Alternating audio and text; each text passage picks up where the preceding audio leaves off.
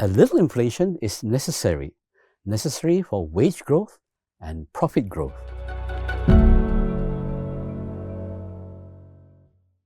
I'm Song Seng Wun, an economic advisor with CGSI Singapore. We are seeing inflation starting to normalize to what Singapore used to experience, around that 2% inflation. On the growth front, Singapore is a small city-state, mature economy. 2 to 3% growth is really the best outcome that I can see. Last year's 4% exceeded forecasts. There was some extra oomph coming from manufacturer. Singapore economy did 4% growth, much better than expected, certainly against the 1% growth in the prior year. Manufacturing sector came in better than forecast because tech sector recovery became more broad-based and the drag from pharmaceutical was smaller than expected towards the last part of the year, and together with the services recovery which continued to broaden, we saw a much better showing for the Singapore economy last year. In Singapore, we cannot fix inflation. We are basically price taker.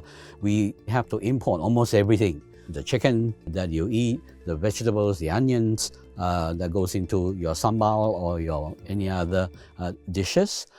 So it really depends a lot on global prices.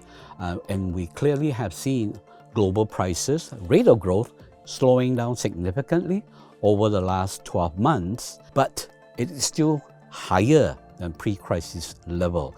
The only inflation really still remaining somewhat sticky is what we call services inflation, because wages remain still on an upward trajectory. Singapore continue to create more jobs than can be filled, and because of the stronger Sing dollar as well, you are just seeing people being able to spend more, both within Singapore and outside of Singapore. So demand for services, whether it's jumping on a plane, take a holiday elsewhere, essentially still costs more. We are hoping that the trajectory of softening trend in inflation persists into 2025.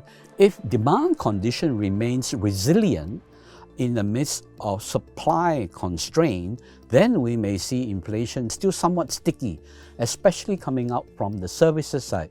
But if external shock, for instance, significant tariffs are being imposed by the Trump administration, we may see some of these reflected in higher costs all around. And Singapore, being very dependent on trade, may see repercussions of that on two fronts, either slower growth or higher costs of goods which would be passed on to us. Whether this materializes obviously depends.